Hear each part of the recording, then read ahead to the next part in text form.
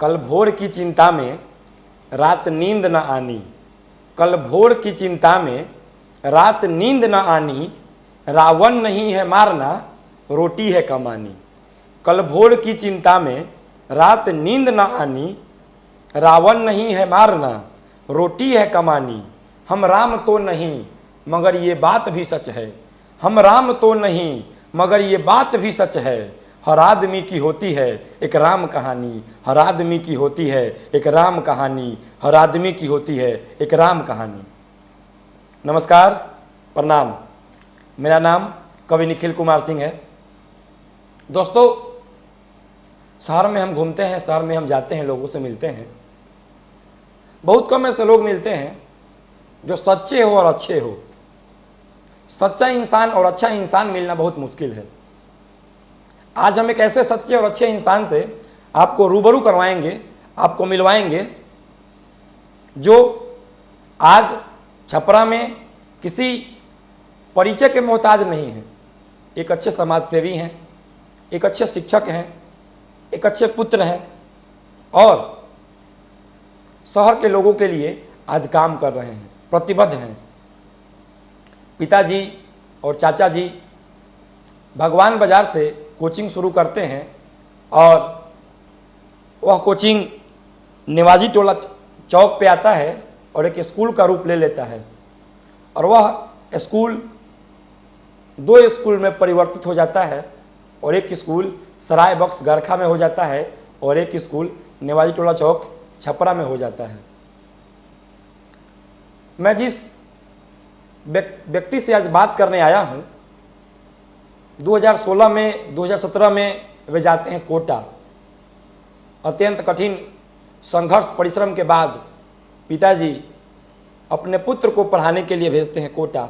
लड़का जाता है कोटा और वहाँ पढ़ता है अच्छे संस्थान में और वहाँ पढ़ के फिर आता है छपरा में और पिता की जो विरासत है उसको संभालता है और छपरा में नीट के बच्चों के लिए आज वे काम कर रहे हैं, नीट के बच्चों को पढ़ा रहे हैं।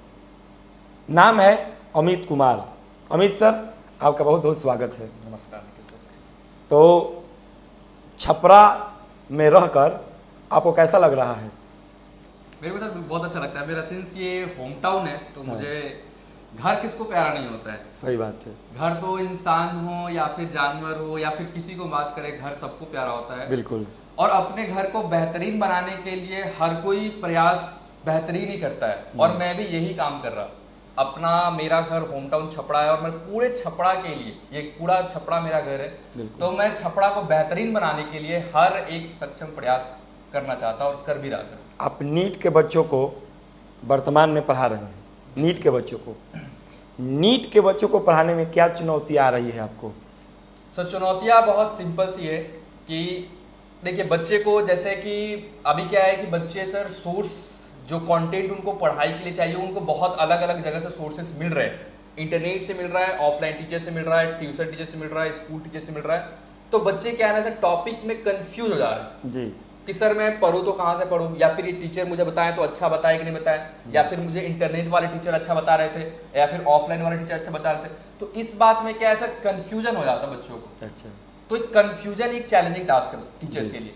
उस कंफ्यूजन को 100% क्लियरिटी देने का है मेरे बच्चों को, क्योंकि सर टीचर का काम सिर्फ और सिर्फ पढ़ाना नहीं है। मेरा मानना ये है टीचर का काम ये भी है कि टीचर बच्चों को सही फोकस मोड में रखें, मोटिवेट करते रहें।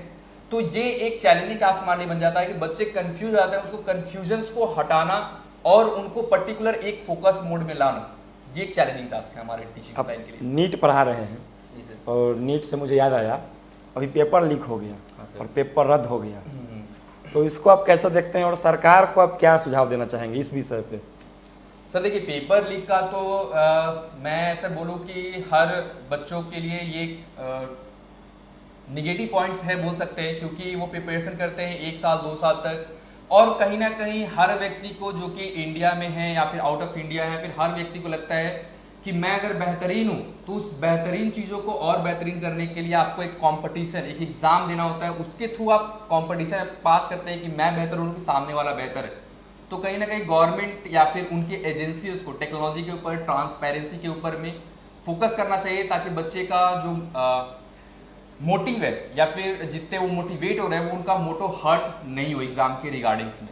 तो मेरा मानना है कि गवर्नमेंट को ज्यादा फोकस इसके रिगार्डिंग करना चाहिए और बच्चे को भी थोड़ा सा पेशेंस रखना चाहिए इसके रिगार्डिंग्स में।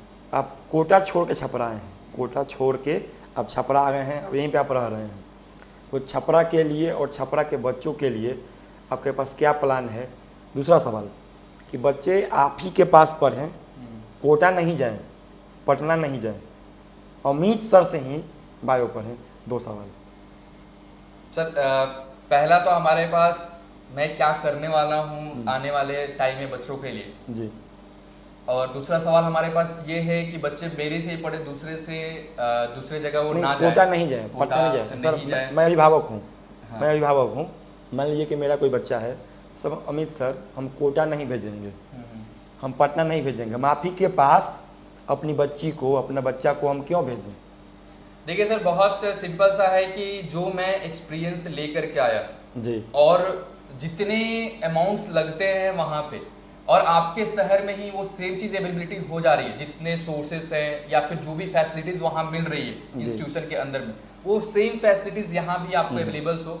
और मैं एक ही बात के लिए सर बार बार रिपीट करता इस बात को लेकर के कि कोई भी ऑर्गेनाइजेशन और कोई भी जगह और कोई भी टीचर अपने लेवल से ऊपर का मेहनत करते हैं, चाहे कोई भी टीचर हो, चाहे कोई भी इंस्टीट्यूशन हो, कोई भी ऑर्गेनाइजेशन। बच्चों को अलग या फिर अलग एडुकेशन एक ही चीज दे सकता है सर, वो है उनका इन्वायरमेंट। जितने बेहतर इन्वायरमेंट के अंदर वो रहेंगे, मान लीजिए सर कि मैं एक एग्जांपल के तौर पे आपको समझाना चाहता इस बात को लेकर के कि बच्चों को अगर वीकली हम टेस्ट कराते हैं तो बच्चे का, हर बच्चे के अंदर एक कंपटीशन रहता है कि नहीं, जो वीक में मुझे अच्छा परफॉर्म करने का है, तो एक इन्वायरमेंट हो गया कि वीकली टेस्ट एक ऑर्गेनाइजेशन के अंदर परफॉर्म किया जा रहा है और फिर एक मेजर टेस्ट परफॉर्म किया जा रहा है। तो कुल मिला के ये सर कि इन्वायरमेंट की जब हम बातें कर रहे हैं तो हम सिर्फ इन्वायरमेंट के रिगार्डिंग आपके सराउंडिंग की बातें नहीं कर रहे हैं। जो कंटेंट आप पढ़ रहे हैं, जो रिसोर्स आप पढ़ रहे हैं, जो टीचर से आप ज्ञान ले रहे हैं, वो भी एक इन्वायरमेंट फैक्टर के अंदर आता है। टीचर्स को पढ़ाने का टेक्नोलॉजी होनी चाहिए, कैसे बच्चों को पढ़ा रहे हैं, बिल्कुल हंसा के पढ़ा रहे हैं, थोड़ा सा बच्चे का कॉन्सेप्ट क्लियर होना चाहिए। और दूसरी बात सर कि बच्चे मेरे पास ही पढ़ने आए, इस बात के लिए तो मैं कभी फोर्स आउट नहीं करता, बट मुझे इतना मानना है कि मैं जितना पढ़ा रहा, अगर तो बच्चों को समझ आ रहा उस चीज को और अभिभावकों को दिख रहा, क्योंकि मैं सर आपको पता होगा मैं यूट्यूब पे भी पढ़ाता बच्चों को, बिल्कुल बिल्कुल, तो जरूरी नहीं है कि आप मेरे पास आकर के मुझे देखिए कि अमित सर कैसा पढ़ा रहे हैं। मेरे यूट्यूब चैनल पे आप जाकर देख सकते हैं, क्वेश्चन आंसर भी कराता, बच्चों को पढ़ाता भी, तो मेरी पढ़ाने की टेक्नोलॉजी क्या है, कैसे मैं पढ़ा रहा बच्चों को, कितना इजिली सिंप्लीफाई में नोट्स बना रहा बच्चों के लिए, तो वो सब चीजें एक इंपॉर्टेंट रोल प्ले कर जाता है। तो मैं चाहता कि बच्चे तो आए मेरे पास पढ़ने के लिए, बस वो चीज देखे और उनको जब अच्छा लगेगा तो खुद ही खुद वो मेरे पास आएंगे। बट मैं बच्चों के लिए बहुत अच्छा करना चाह रहा, नोट्स के रिगार्डिंग या फिर स्टडी मटेरियल के रिगार्डिंग्स में या फिर इन्वायरमेंट्स के रिगार्डिंग। अच्छा सर, बहुत कम समय में जी सर, आज आपको छपरा में आप एक प्रतिष्ठित व्यक्ति हो गए हैं, बच्चे छपरा के लोग आपको आज जान रहे हैं और आप नीट के बच्चों को पढ़ा रहे हैं। परिवार से समर्थन मिलता है, घर वाले सपोर्ट करते हैं कि हाँ ठीक है ये काम तुम करो? बिल्कुल सर, अगर परिवार का समर्थन नहीं होता तो शायद हम ये काम कर भी नहीं पाते कहीं ना कहीं पे। नहीं, हम मेरा पूछने का मकसद ये था कि आप कोटा में रहें, कोटा में पढ़ें और आप कोटा से छपरा आ गए हैं, तो इसलिए मैं ये सवाल पूछ रहा हूँ कि आप कोटा पढ़े और छपरा में आके पढ़ रहे हैं, तो इसलिए क्या घर वाले सपोर्ट करता है कि हाँ कोई बात नहीं, अब आप कोटा ना रह के अब छपरा में रहिए, छपरा में ही पढ़ाइए? तो सबसे अच्छी बात क्या है मेरे फैमिली की और मेरे पेरेंट्स के रिगार्डिंग कि कभी वो पास्ट बातें पे फोकस नहीं करते। मैं पर्सनली इस बातों को यहाँ पे शेयर कर रहा, पास्ट बातें पे उनका कभी रिपीट नहीं होता, उनको अब फ्यूचर में क्या करने का है उस पर ज्यादा फोकस करने का है जी। तो उनका कहना है कि अगर आप बायोलॉजी अच्छा पढ़ा रहे हो तो बहुत अच्छी बात है, आप ऑनलाइन जाओ, ऑफलाइन जाओ और बच्चों को मोटिवेट करो पढ़ाई के रिगार्डिंग्स में। तो फैमिली सपोर्ट तो मुझे अच्छा मिलता है, ठीक है, और मैं क्रेडिट फैमिली से और फैमिली के साथ जो स्टूडेंट को मैं पढ़ाता तो सबसे ज्यादा मैं क्रेडिट अपने स्टूडेंट को भी देता। उनके वजह से कहीं ना कहीं मैं आपको इंटरव्यू दे पा रहा और कहीं ना कहीं मैं एक बायोलॉजी की अच्छे लेक्चरर के रूप में जाना जाता है। ये सारे के सारे क्रेडिट मेरे स्टूडेंट को जाते हैं और साथ ही साथ मेरे फैमिली को जाते हैं। मुझे याद आया इस क्रेडिट के बाद, अभी सोशल मीडिया पर मैं देख रहा था सोशल मीडिया पर कि शहर में घूम घूम के अमित सर पेड़ लगा रहे थे कुछ अपने मित्रों के साथ, दोस्तों के साथ। तो ये बहुत ही अच्छी घटना है शहर के लिए और ये बहुत ही सुखद बात है तो शहर के लोगों के लिए इस विषय पे पर्यावरण को शुद्ध रखने के लिए, सुरक्षित रखने के लिए, पर्यावरण को अच्छा बनाने के लिए आप क्या कहेंगे? देखिए सर, मैं तो ये कहना चाहता कि पर्यावरण दिवस आए तभी प्लांट ना लगाएं आप। बिल्कुल। सिर्फ एक वो सबसे आई थिंक आप अगर रिसर्च करते हैं उसके रिगार्डिंग में, तो सबसे हार्श कंडीशन हमारे इंडिया का उसी टाइम हो रहा होता है, जून के टाइम में। और जून के टाइम में पर्यावरण दिवस आता है। बहुत लोग सर प्लांट लगाते हैं, बट आप एक संकल्प लीजिए कि प्लांट आप ही लगाएंगे और टेक केयर भी आप ही करेंगे प्लांट्स का, तो हमारा इन्वायरमेंट काफी अच्छा बेहतरीन होगा। और मेरा संकल्प सर यही है कि मैं प्लांट लगाऊं और उसका टेक केयर मैं ही करूं, मैं दूसरे के ऊपर डिपेंडेंसी शो नहीं करता।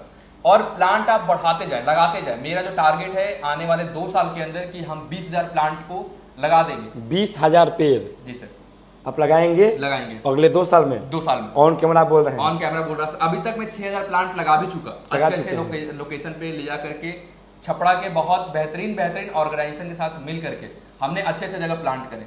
जैसे कि मैं कुछ एग्जांपल आपको देना चाहता, जिला परिषद हो गए हमारे पास में, राजेंद्र स्टेडियम्स हो गए, रोड साइड हो गए हमारे पास में। तो हमने हर एक जगह को अच्छा सिलेक्शन किया। और आने वाले 15 जुलाई को आपको पता है तो हमारा मानसून स्टार्ट हो जा रहा है as a government meteorological department के अकॉर्डिंग्स में। तो हम लोग 15 जुलाई से और भी तेजी से हम लोग प्लांटेशन की तरफ मूव करेंगे। शहरवासियों, मैं भी उसी शहर का हूँ, हमारे लिए बहुत ही सुखद बात है और खुशी की बात है कि एक व्यक्ति ने यह संकल्प लिया है कि हम 20,000 पेड़ लगाएंगे अगले 2 वर्षों में। अगर हम सब लोग 2-2 पेड़ भी लगाते हैं तो कितनी बड़ी घटना होगी। कोई व्यक्ति 20,000 पेड़ लगाने का संकल्प ले रखा है, इसके लिए सर साधुवाद है आपको। धन्यवाद। तो अगले 2 वर्ष में आप 20,000 पेड़ लगाएंगे, अगले 2 वर्ष में आप विद्यार्थियों के लिए क्या करेंगे? सर सबसे पहले तो मैं जो एक चीज करना चाह रहा कि ये जो कंफ्यूजन अभी बच्चे कर रहे हैं प्रेजेंट के टाइम में, पहले बच्चे पढ़ाई करते थे, रिसोर्स का कमी था जी, तो बच्चे अच्छे एक लाइन में जाते थे। जैसे कि हम अगर अपनी पुरानी बातों की बात करें, मैं जैसे कि ज़्यादातर पास्ट को अगर महाभारत वगैरह की बातें करें हम, तो स्टूडेंट एक पर्टिकुलर टीचर पे डिपेंडेंसी शो करते थे और उनको सक्सेस भी मिलता था। बिल्कुल। तो ये चैलेंजिंग टास्क मुझे फेस करना पड़ रहा है, तो इसके रिगार्डिंग में ज़्यादा फोकस करूंगा कि ताकि बच्चे एक ट्रस्ट कर सके कि अमित सर से ही अगर बायोलॉजी पढ़ा तो हमारा नीट क्लियरफाइड हो गया, दूसरे टीचर के पास जाने की जरूरत नहीं है उनको। तो मेरा बस एक ही रहेगा कि मैं अपने ऊपर फोकस करूं और साथ ही साथ बच्चों को जो कंटेंट अवेलेबल कराने का है या फिर जो मैं पढ़ाऊं वो बेहतरीन तरह से उनको अवेलेबिलिटी की कोशिश करूं। अच्छा सर, अब आप बिहार में रह रहे हैं, कोटा में रहें आप, वहाँ भी आपने देखा, वहाँ की आपने व्यवस्था देखी है, तो शिक्षक अमित कुमार जैसे बिहार सरकार से क्या गुहार लगाएंगे, क्या कहना चाहेंगे कि बिहार की शिक्षा व्यवस्था बेहतर हो, कि आप जब हम कहीं दूसरे जगह जाएं तो लोग कहें कि अब बिहार से आए हैं, वाह कितनी अच्छी व्यवस्था है आपके यहाँ शिक्षा व्यवस्था। तो आप सरकार से क्या अनुरोध करना चाहेंगे, क्या निवेदन करना चाहेंगे कि बिहार की व्यवस्था, शिक्षा व्यवस्था बेहतरीन हो? शिक्षक अमित कुमार सर देखिए, गवर्नमेंट भी फोकस अच्छे से कर रही है। गवर्नमेंट ने स्कूल डिज़ाइन करा है, गवर्नमेंट ने सारे जितने भी इक्विपमेंट चाहिए होते हैं, रिसोर्सेज चाहिए होते हैं बच्चों के लिए, सब कुछ अवेलेबल कराया। बेहतरीन से बेहतरीन शिक्षक आपके जो कांटेक्ट में होंगे सर, वो भी गवर्नमेंट स्कूल के अंदर पढ़ा रहे हैं। बिल्कुल सर, लैगिंग सिर्फ एक बात की है कि सब लोग अपनी रिस्पॉन्सिबिलिटी समझें बस, और इसके अलावा मेरा कुछ कहना नहीं है। अगर शिक्षा मंत्री हैं या फिर टीचर्स हैं, अगर अपनी अपनी रिस्पॉन्सिबिलिटी वो समझ रहे हैं तो ऑटोमेटिक हमारा एजुकेशन सिस्टम ऊपर चला जाएगा। अब रिस्पॉन्सिबिलिटी की मैं बातें करूं सर, तो आप न्यूज़ में बहुत बार देखते होंगे टीचर्स के रिगार्डिंग्स में कि टीचर्स नॉलेज नहीं हो रहा होता है, गवर्नमेंट टीचर्स से पढ़ा रहे होते हैं। तो वही रिस्पॉन्सिबिलिटी की मैं बातें कर रहा है। अगर तो आपकी टाइमिंग 9 बजे क्लास के अंदर इंटर करने का है और मुझे एक लेक्चर 10 बजे तक लेने का है, तो मुझे दुनिया से मतलब नहीं है कि कौन क्या सोच रहा है, क्या नहीं कर रहा है। मुझे 1 घंटे का लेक्चर लेने का है। मेरे लिए मैं और सामने बैठे 40 के 50 बच्चे, वही इंपॉर्टेंट है उस 1 घंटे के अंदर में। ये रिस्पॉन्सिबिलिटी हो गई सर। और दूसरी रिस्पॉन्सिबिलिटी ये आती है कि 9 बजे से क्लास होता, मैं 9:30 में इंटर करता और आधे घंटे बच्चों को पढ़ाता और फिर निकल आता। तो मेरे को लगता है ना सर कि सस्टेनेबिलिटी के लिए, फिर डेवलपमेंट के लिए गवर्नमेंट की तरफ से कोई कमी नहीं है। शिक्षक भी हमारे पास जो भी टीचर्स हैं वो सारे के सारे मतलब ऐसे बोल सकते हैं नॉलेजेबल्स हैं, अकाउंटेबिलिटी है उनके पास में। तो बस एक ही चीज़ है, रिस्पॉन्सिबिलिटी समझें, अपना काम ऑटोमेटिक होता जाएगा। बहुत बहुत धन्यवाद सर। ये थे हमारे साथ अमित कुमार, नीट के बेहतरीन फैकल्टी हैं, छपरा के सेंट जोसेफ एकेडमी है इनका, जिसको ये चलाते हैं। आज शहर में इनकी प्रतिष्ठा है, इनको लोग जान रहे हैं।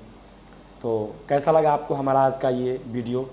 आपने बहुत कुछ सीखा होगा, बहुत कुछ जाना होगा। अगर आपको ये वीडियो पसंद आए तो आप इस वीडियो को शेयर करें और अपने बच्चों तक पहुँचाएँ, दोस्तों तक पहुँचाएँ। बहुत बहुत धन्यवाद, बहुत बहुत शुक्रिया।